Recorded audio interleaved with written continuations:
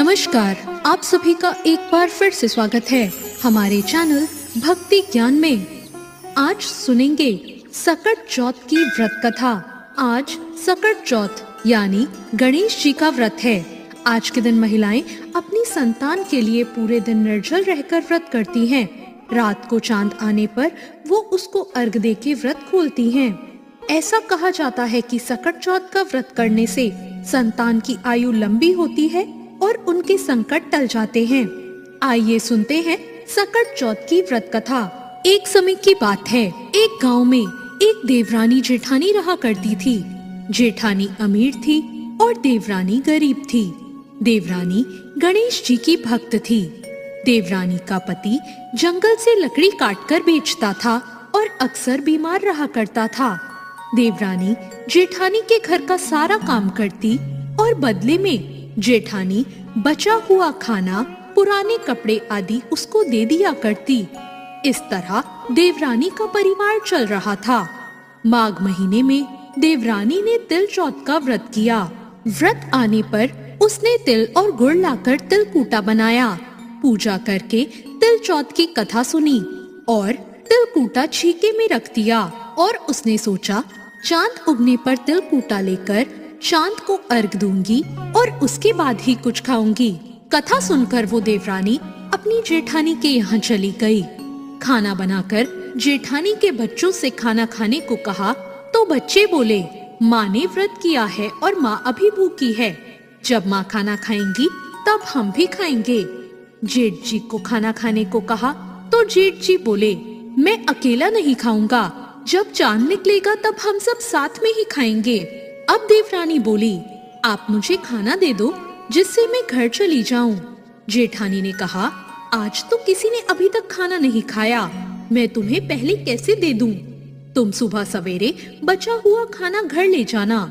देवरानी के घर पति बच्चे सब आस लगाए बैठे थे कि आज तो त्योहार है, इसलिए कुछ पकवान आदि खाने को मिलेगा।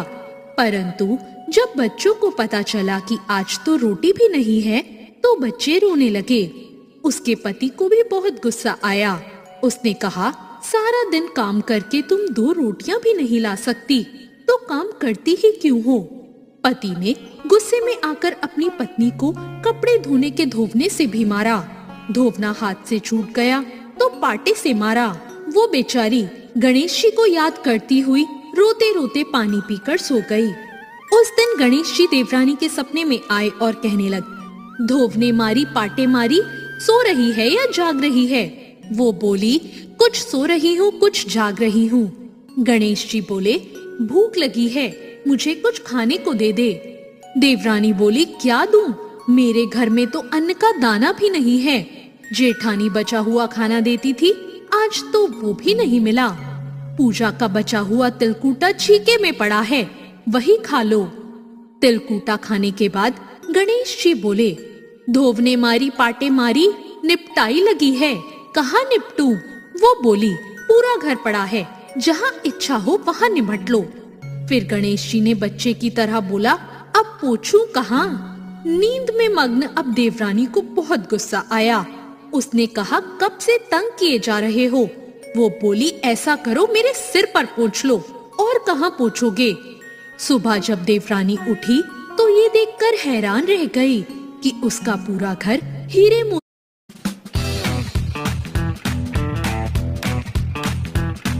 से जगमगा रहा था। सिर पर जहाँ विनायक जी ने पोछनी की थी वहाँ हीरे के टीके और बिंदी जगमगा रही थी। उस दिन देवरानी अपनी जेठानी के यहाँ काम करने नहीं गई। जेठानी ने अपनी देवरानी की बहुत देर तक राह देखी, लेकिन जब उसकी देवरानी काम करने नहीं आई तो उसने अपने बच्चों को देवरानी को बुलाने भेजा। जेठानी ने सोचा, कल शायद खाना नहीं दिया, इसलिए देवरानी बुरा मान गई है। बच्चे अपनी चाची को बुलाने गए और बोले, चाची चलो, माँ ने बुलाया है, सारा काम पड़ा है। देवरानी ने जवाब दिया, अब उसकी कोई जरूरत नहीं, मैंने तुम्हारे घर बहुत दिन तक काम किया, अब मेरे घर में भगवान गणेश के आशीर्वाद से सब कुछ है। बच्चों ने घर जाकर अपनी माँ को बताया। माँ, चाची का पूरा घर हीरे मोतियों से जगमगा रहा है। जेठानी ये सुनकर दौड़ती हुई देवरानी के पास आई और बोली, ये सब कैसे हुआ? देवरानी ने उसके साथ जो भी हुआ था वो सब कह सुनाया। घर लौटकर जेठानी ने अपने पति से कहा, अब आप मुझे भी धोवने और पाटे से मारो। उसका पति बोला, भली मानस, मैंने कभी तुम पर हाथ भी नहीं उठाया। आज मैं तुम्हें धोवने और पाटे से कैसे मार सकता हूँ? वो नहीं मानी और जिद करने लगी। मजबूरन उसके पति को उसे मारना ही पड़ा। अब उसने ढेर सारा घी डालकर चूरमा बनाया और छीके में रखकर सो गई। रात को चौथ विनायक जी सपने में आए और कहने लगे, भूख लगी है, क्या खाऊं? जेठानी ने कहा, हे गणेश जी महाराज, मेरी देवरानी के यहाँ तो आपने सूखा तिलकुटा खाया था। मैंने झड़ते घी सा चूरमा बनाया है और आपके लिए छीके में रखा है। फल और मेवे भी रखे हैं, जो चाहे खा लीजिए। बाल स्वरूप गणेश जी बोले, अब निपटू कहाँ? जेठानी बोली, उसके यहाँ तो टूटी फूटी झोपड़ी थी, मेरे यहाँ तो महल है, जहाँ चाहे निपट लो। फिर गणेश जी ने पूछा, अब कहाँ पहुँचूं? जेठानी बोली, मेरे ललाट पर बड़ी सी बिंदी लगाकर पहुँच लो। धन की भूखी जेठानी सुबह बहुत जल्दी उठ गई। उसने सोचा, घर पूरा हीरे जवाहरात से भर चुका होगा, पर जब उसने देखा तो पूरे घर में गंदगी फैली हुई थी, तेज बदबू आ रही थी। उसके सिर पर बहुत सी गंदगी भी लगी हुई थी। उसने कहा, हे गणेश जी महाराज, ये आपने क्या किया? मुझसे रूठे और देवरानी पर टूटे। जेठानी ने घर की सफाई करने की बहुत कोशिश करी, परंतु वो जितनी सफाई करती, गंदगी और ज्यादा फैलती गई। जेठानी के पति को जब ये सब मालूम चला तो उसे बहुत गुस्सा आया। उसने कहा, तेरे पास तो पहले ही सब कुछ था, फिर भी तेरा मन नहीं भरा। परेशान होकर जेठानी चौथ के गणेश जी से मदद की विनती करने लगी। गणेश जी ने कहा, देवरानी से जलन के कारण आज तूने जो किया, उसका यही फल मिलेगा। अब तो अपने धन से आधा धन जब उसे दे देगी, तभी ये सब साफ होगा। उसने अपने धन को आधा बांटा, लेकिन एक मोहरों की हांडी चूल्हे के नीचे गाड़ कर रख दी। उसने सोचा, किसी को इस बारे में पता नहीं चलेगा कि उसने इस धन को नहीं बांटा। उसने कहा, हे श्री गणेश जी महाराज, अब तो अपना ये बिखराव समेटो। वे बोले, पहले चूल्हे के नीचे गाड़ी हुई मोहरों की हांडी सहित ताक में रखी हुई 2 सुई के भी 2 हिस्से कर। इस प्रकार गजानन ने बाल स्वरूप में आकर सुई जैसी छोटी चीज का भी बंटवारा किया और फिर अपनी माया समेटी। हे गणेश जी महाराज, जैसी आपने देवरानी पर कृपा की, वैसी सब पर करना। कहानी कहने वाले, सुनने वाले और हुंकारा भरने वाले सब पर कृपा करना, किंतु जैसा जेठानी को सजा दी, वैसी सजा किसी को मत देना। बोलो गणेश जी महाराज की जय, चौथ माता की जय। तो ये थी तिल चौथ की व्रत कथा। तिल चौथ के दिन भालचंद्र गणेश जी की पूजा सकट चौथ को की जाती है।